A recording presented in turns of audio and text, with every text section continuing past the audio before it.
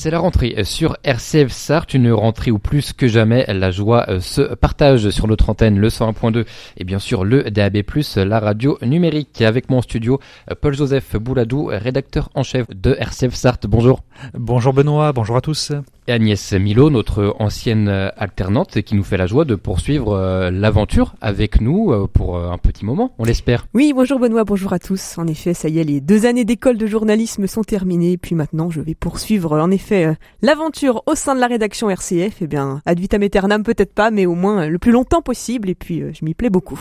Alors avant d'évoquer la grille et les nouvelles émissions, peut-être rappeler déjà, Paul-Joseph, que les programmes locaux sur RCF Sarthe se distinguent en plusieurs temps. Effectivement, vous avez tout dit, ça se distingue en plusieurs temps. Il y a ce que l'on appelle l'Union qui diffuse 20 heures par jour.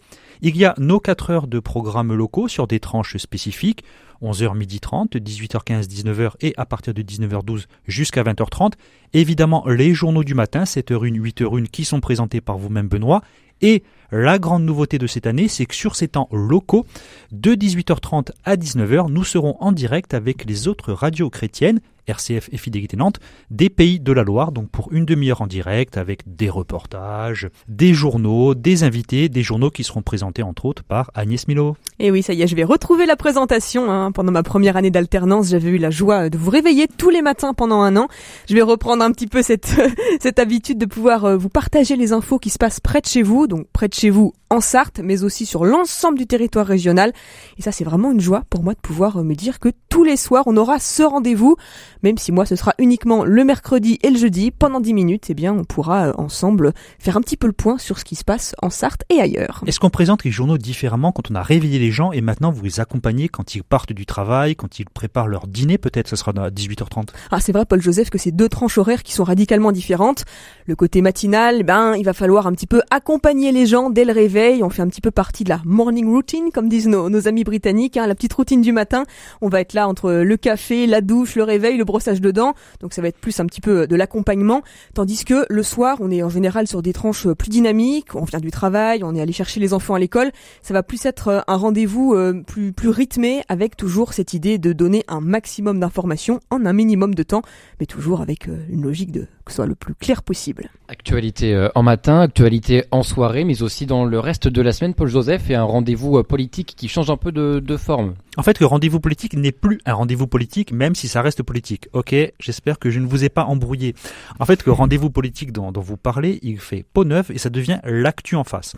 La différence, c'est qu'évidemment, je vais continuer à recevoir des invités politiques. D'ailleurs, dès cette semaine, je reçois M. Dominique Leméner, président du conseil départemental. Mais je vais l'ouvrir à des personnes de la société civile qui ne sont pas des politiques et qui me disaient jusque-là, c'est une émission politique, je suis désolé, je peux pas venir. Et bien sûr, en alternance avec ce rendez-vous face à l'actu, vous avez toujours l'ami Gilles Leproust qui, 2 fois par mois, donc au même créneau, c'est le jeudi à 19h15 et le vendredi à 11h30, décrypte des textes législatifs. On est vraiment sur ce décryptage, cette analyse de l'actu, le tout sur le format long. Et toujours sur ce même créneau, j'ai la joie d'être rejoint 1 fois par mois par Agnès Milo qui apporte encore un regard différent avec d'autres invités, n'est-ce pas Agnès? Oui, cette année on va lancer Regard croisé. Alors c'est une émission qui aura lieu, donc comme le disait Paul-Joseph, 1 fois par mois sur 20-25 minutes.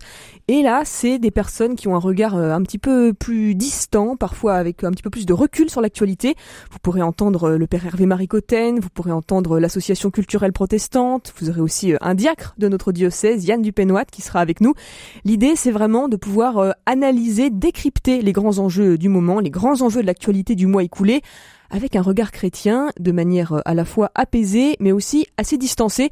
On est dans un monde où on est un petit peu noyé dans les différentes perceptions de l'actualité, on est dans un flot permanent avec toutes les infos, les dépêches qui tombent. Là, c'est vraiment, on essaye, en tant que chrétien, d'avoir un petit peu des clés pour comprendre posément ce qui se passe tout autour de nous. Et toujours, puisqu'on parle de nouveautés sur la grille de RCF Sarthe, Benoît, c'est bien beau de présenter les journaux du matin, de réveiller les Sartois et les Sartoises, mais sur le coup des midis, au hasard, on dira le mercredi, le jour des enfants, ils vont vous retrouver dans un nouveau magazine Encore une fois, on est sur du conseil, on est vraiment sur prendre le temps, on s'écoute, on s'apprécie. Dites-nous en plus. Exactement, en fait, toutes les semaines, on va recevoir des intervenants, des Sartoises, des Sartois qui vont nous partager un peu leur vision du monde, leur coup de cœur sur différents sujets, que ce soit la nature, la littérature ou même tout simplement le tourisme. Alors on va retrouver des intervenants que l'on pouvait déjà entendre sur les ondes de RCF Sarthe avec la maison Carnuta, le parc zoologique de Pécheret, Jean de Falandre du comité des forêts, Jean-François Clémence de Bercé naturellement, mais aussi tous les offices de tourisme du territoire qui vous proposeront chaque semaine une idée de sortie, ou encore la librairie Tuard qui nous livrera régulièrement ses coups de cœur littéraires, et Emmanuel Ledu qui accompagnera un peu comme elle le faisait déjà la saison dernière les gens pour quelques conseils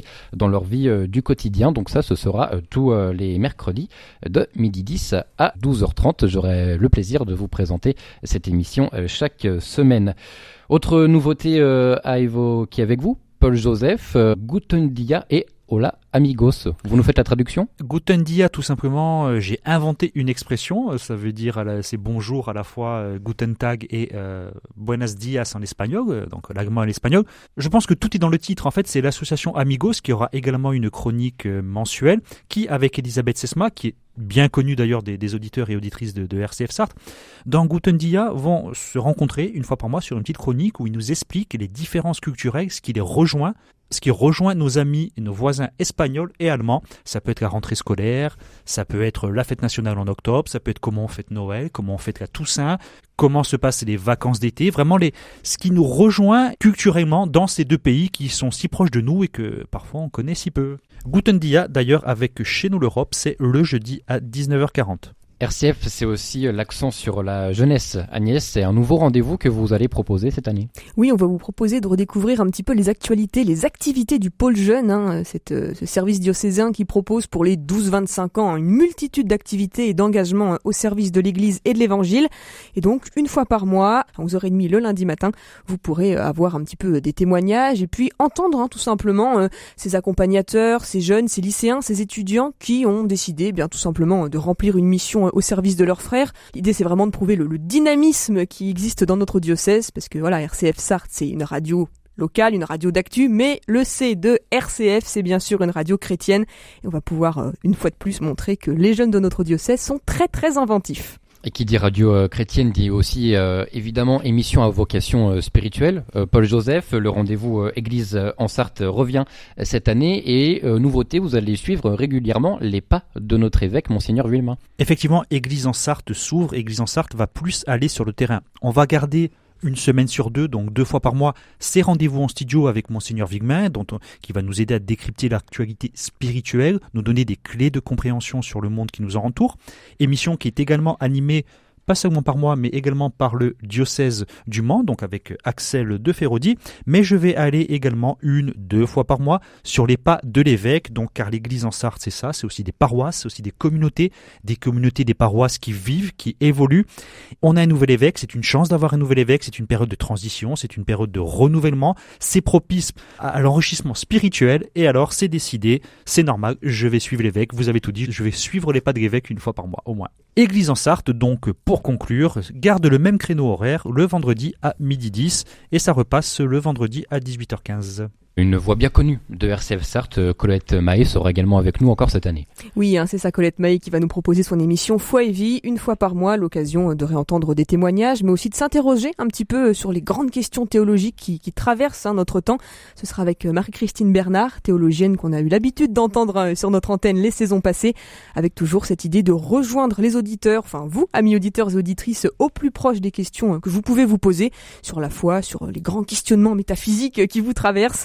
Et donc avec Colette Mahé, ce sera 1 fois par mois dans la joie et la bonne humeur avec toutes ces petites questions qu'on pourra résoudre ensemble. Ça sera le lundi à 11h30 avec une rediffusion le mardi à 19h15. Donc voilà, nous venons de balayer un petit peu de manière non exhaustive tout le panel de ce que vous pourrez entendre et écouter cette saison sur les ondes de RCF Sarthe. Ce que l'on peut écouter est d'ailleurs une grille que l'on peut retrouver sur notre page Facebook RCF Sarthe. Exactement, et Agnès, pour produire et réaliser tout cela, nous avons toujours besoin de nos auditeurs. Et oui, parce qu'RCF RCF Sarthe, la force, je dirais, la richesse, la différence de notre radio par rapport à toutes celles que vous pouvez trouver sur le panel des ondes françaises, c'est que on est une radio qui ne vit que grâce aux dons de nos auditeurs. On n'a pas de publicité, hein, ça c'est vraiment un atout quand vous écoutez nos programmes, mais forcément on a besoin de votre soutien, de votre générosité, tout simplement pour continuer à pouvoir vous proposer au quotidien des programmes locaux, à pouvoir émettre tout simplement, à pouvoir acheter des micros, à aller en reportage, hein, comme le disait Paul Joseph tout à l'heure, sur les pas de notre évêque.